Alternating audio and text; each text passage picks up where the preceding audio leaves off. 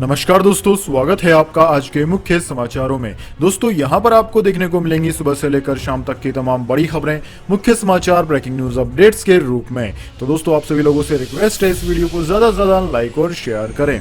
तो दोस्तों सीधे चलते हैं आज की पहली बड़ी खबर की ओर। सबसे बड़े धर्म परिवर्तन रैकेट का भांडाफोड़, मौलाना अरेस्ट, विदेशी फंडिंग के हैं आरोप।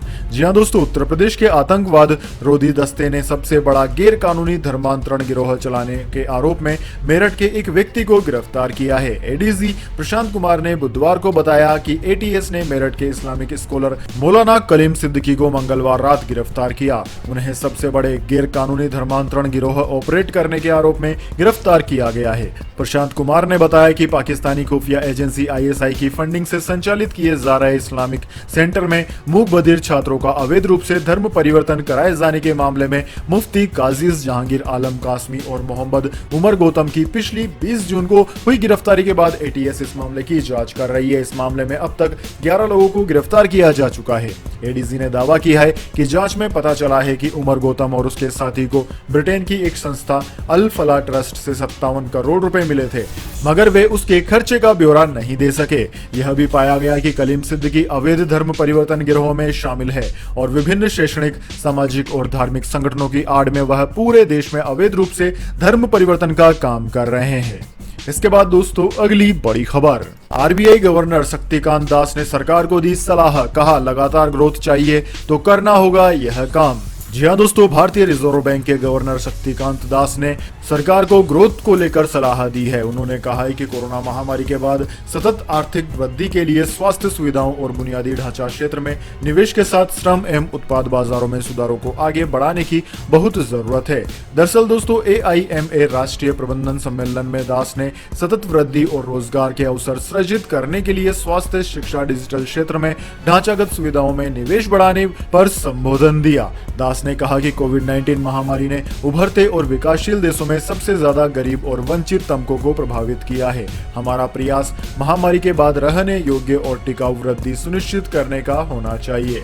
आने वाले समय में निजी खपत को टिकाऊ रूप से पटरी पर लाना महत्वपूर्ण होगा। यह ऐतिहासिक रूप से समग्र मांग का मुख्य आधार रहा है। आरबीआई गवर्नर ने कहा कि सबसे महत्वपूर्ण बात यह है कि सतत वृद्धि, मध्यम अवधि के निवेश, मजबूत वित्तीय प्रणाली और संरचनात्मक सुधारों के साथ आगे बढ़नी चाहिए। इसके बाद दोस्तों अगली बड़ी खबर, मोदी का रूट टू अमेरिका, तालिबान के चलते अफगानिस्तान के ऊपर से नहीं गुजरा मोदी का विमान, पाकिस्तान के एयर स्पेस में भरी उड़ान।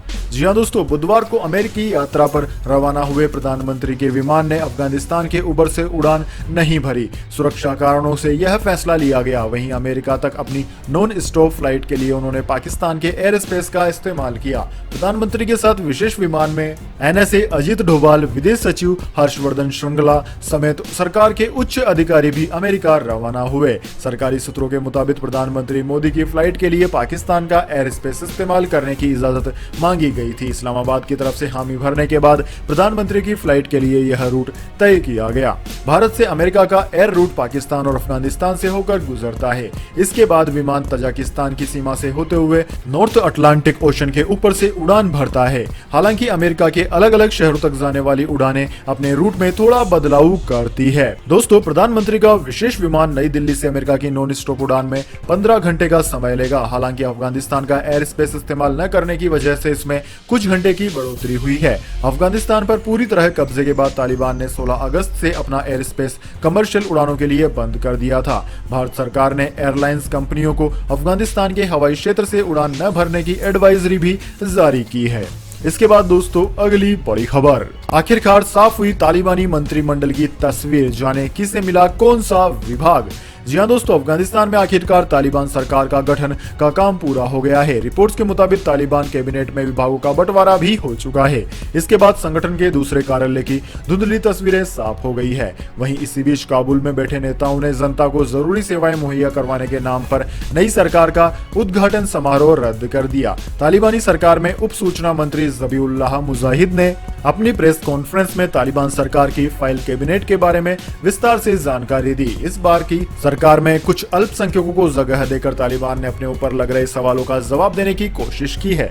नई कैबिनेट से जुड़े एक सवाल के जवाब में मुजाहिद ने उम्मीद जताई कि उन्हें उम्मीद है कि निकट भविष्य में अंतर्राष्ट्रीय समुदाय उनके मंत्रिमंडल को मान्यता देगा। इसी दौरान मुजाहिद ने देश की माली हालत पर भी विचार चर्चा करते हुए कहा कि घरेलू राजस्व बुनियादी जरूरतों के लिए पर्याप्त हो सकता है, वहीं बाकी कामों के लिए फंड का इंतजाम करने की योजना बन रही है। मुजाहिद ने कहा कि हम सभी राजनयिक माध्यमों का इस्तेमाल अफगान संपत्ति को मुक्त करने के लिए कर रहे हैं। मुजाहिद ने यह भी कहा कि काबुल हवाई अड्डे का मुख्य रडार पूरी तरह खराब हो गया है और इसकी मरम्मत के बाद अंतर्राष्ट्रीय वाणिज्यिक उड़ानें फिर से शुरू हो जाएंगी। इसके बाद दोस्तों अगली बड़ी खबर, हेरोइन की बड़ी खेप जब्त होने पर राहुल गांधी का केंद्र पर वार, बोले क्या सैकड़ों परिवारों की बर्बादी के लिए सरकार नहीं है जिम्मेदार। जी हां दोस्तों, कांग्रेस के पूर्व अध्यक्ष और केरल के वायनाड से सांसद राहुल गांधी ने गुजरात के मुंद्रा बंदरगाह से बरामद किए गए करीब 3000 किलोग्राम हेरोइन को लेकर केंद्र सरकार पर बुधवार को निशाना साधा। उन्होंने सवाल किया कि क्या इस जहर से सैकड़ों परिवारों के बर्बाद होने के लिए केंद्र सरकार जिम्मेदार नहीं है। राहुल गांधी ने ट्वीट किया कि देश को घुन लगा है और केंद्र सरकार मित्रों की गोद में सो रही है। क्या इस जहर से सैकड़ों परिवारों के बर्बाद होने के लिए केंद्र सरकार जिम्मेदार नहीं है। दोस्तों, कांग्रेस नेता ने सरकार पर उस वक्त निशाना साधा जब अधिकारियों ने मंगलवार को बताया था कि राजस्व खुफिया निर्देशालय ने गुजरात के कच्छ जिले में मुंद्रा बंदरगाह से 2988.21 किलोग्राम हेरोइन जब्त की है, जिसकी कीमत 15,000 करोड़ रुपए है। इस बंदरगाह के परिचालन का स्वामित्व अडानी समूह के पास है। इसके बाद दोस्तों अगली बड़ी खबर, फेस्टिवल सीजन से पहले फ्लिपकार्ट ने खोला नौकरियों का पिटारा, 4000 लोगों को मिलेगी नौकरी। जी हां दोस्तों, वॉलमार्ट के स्वामित्व वाली दिग्गज ई कॉमर्स कंपनी फ्लिपकार्ट ने बुधवार को कहा है कि वह एक अलग market place model Flipkart extra पेश कर रही है ताकि इंडिविजुअल सर्विस एजेंसियों और टेक्नीशियनों को कमाई के अवसर प्रदान किए जा सके। दोस्तों, Flipkart extra app Google play store पर उपलब्ध है। इसके जरिए फ्लिपकार्ट इच्छुक कंपनियों को एक सरल और सहज अनुभव प्रदान करेगा। एक बयान में कहा गया है कि बैकग्राउंड वेरिफिकेशन के बाद इंडिविजुअल विभिन्न भूमिकाओं के लिए खुद को ऑनबोर्ड करने में सक्षम होंगे, जिसमें आने वाले महीनों में डिलीवरी एग्जीक्यूटिव से शुरुआत होगी और बाद में सर्विस पार्टनर या टेक्नीशियन शामिल होंगे। इसमें कहा गया है कि नया प्लेटफॉर्म फ्लिपकार्ट की सप्लाई चेन को मजबूत करने में मदद करेगा। इससे पार्ट टाइम अवसर पैदा किए जा सकेंगे। दोस्तों, बयान में कहा गया है कि फेस्टिवल सीजन और कंपनियों के बिग मिलियन डेज से पहले लॉन्च होने से देश भर में हजारों इंडिविजुअल टेक्नीशियन और सर्विस एजेंसियों को डिलीवरी पार्टनर के रूप में अतिरिक्त काम और कमाई के अवसर प्रदान करने में मदद मिलेगी। कंपनी का लक्ष्य दिसंबर 2021 तक फ्लिपकार्ट एक्स्ट्रा के माध्यम से 4000 पार्ट टाइम एसोसिएट को जोड़ना है।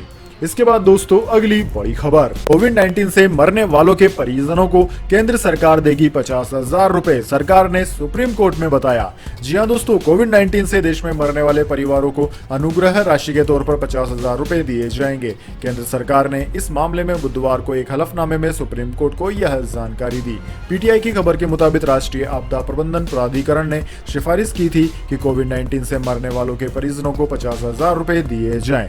दोस्तों, खबर के मुताबिक हलफनामे में कहा गया है कि कोविड-19 राहत काम में शामिल होने या महामारी से निपटने की तैयारी से जुड़ी गतिविधियों में शामिल होने के चलते वायरस से मरने वालों के परिजनों को भी अनुग्रह सहायता दी जाएगी। सरकार ने कहा कि स्वास्थ्य और परिवार कल्याण मंत्रालय और आईसीएमआर की तरफ से जारी दिशा निर्देशों के मुताबिक कोरोना वायरस के चलते हुई मौतों को प्रमाणित किए जाने के तहत अनुग्रह सहायता राशि दी जाएगी।